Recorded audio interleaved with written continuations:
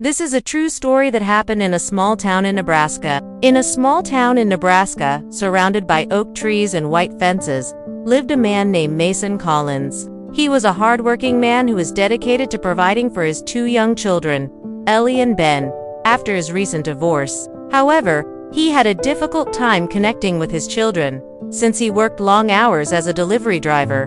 But despite the challenges he faced, Mason was a kind and compassionate man who was always willing to lend a helping hand to those in need. One day, Mason decided to clear out his late father's old workshop. As he did so, he came across an old wooden ladder that his father had made by hand. The ladder had been used for everything from painting houses to rescuing kittens from trees, and it was a symbol of the generosity and kindness that James had shown to everyone in the community. Moved by the ladder's significance, Mason decided to use it to help his neighbors and make his father proud. At first, the other residents of Hawthorne were hesitant to accept Mason's help. They had all suffered from the harsh winter and were struggling to take care of themselves. But as they saw Mason's determination to help them, they gradually opened up. The townspeople began to bring Mason food and drink as a thank you for his help, but he refused to accept anything more than a simple smile. As the weeks went by, Mason continued to work tirelessly to help the residents of Hawthorne. He assisted an elderly woman named Martha Stewart in repairing her roof, a task which had seemed daunting to her before. He also helped a single mother named Sarah Johnson with her yard work, allowing her to spend more time with her sick child. And he even assisted the town's mayor, Thomas Walker, in fixing a broken bench in the park. Mayor Walker had been skeptical of Mason's abilities at first, but he soon realized that the young man was more than capable of handling the job. Meanwhile, Mason's children, Ellie and Ben, were also learning the importance of helping others. They assisted their father in carrying tools and materials, and they took pride in knowing that they were making a difference in the community. Ellie, being the eldest at 10 years old,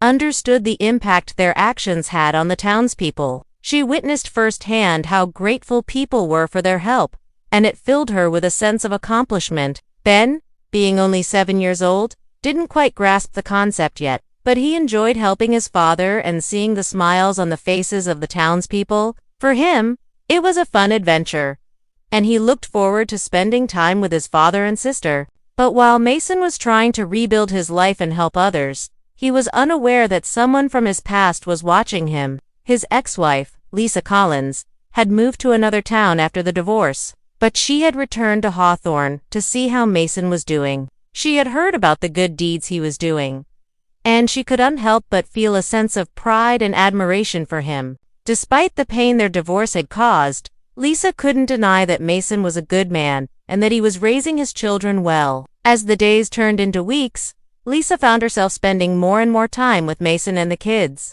They would often meet up at the local diner for breakfast or go for walks in the park. And Lisa began to realize that even though their marriage didn't work out, they were still a family and that they should try to move forward with grace and understanding. Then one day, while Mason was helping Mrs. Stewart repair her roof, Lisa approached him with a shy smile. She told him how proud she was of him and how much he had helped the community. Mason was surprised by Lisa's sudden appearance, but he was also happy to see her. They talked for hours about their lives and about the possibility of getting back together. And by the end of the day, they had decided to give their relationship another try. The residents of Hawthorne were overjoyed to hear the news. They had seen the love between Mason and Lisa, and they knew that they would make a great couple. The town threw a welcome back party for Lisa and her children, and everyone celebrated the reunion of the Collins family. But as the months went by, Mason began to feel a sense of unease. He loved Lisa and his children dearly, but he couldn't shake the feeling that he was letting them down. He was still working long hours, and he was not able to spend as much time with them as he wanted to. One night, he confided in his friend, Thomas Walker, and the mayor offered him some wise advice. "Mason," he said, "you can't be everything to everyone. You have to prioritize your family. If you don't, you'll end up losing them." After hearing his friend's words, Mason realized that he needed to make a change. He cut back on his hours at work, and he began spending more time with his family. He took Ellie and Ben fishing, played catch with them in the park, and read them bedtime stories. And as he watched his children laugh and play, Mason felt a sense of peace and contentment that he had never felt before. Meanwhile, Lisa was also making changes in her own life. She quit her job and decided to focus on being a stay-at-home mom. She wanted to be there for her children and support her husband in any way she could. And together, the Collins family began to rebuild their lives in Hawthorne. As spring arrived, Mason decided to use the old wooden ladder to repaint the town. He rallied the other residents, including his ex-wife Lisa, and together they set to work.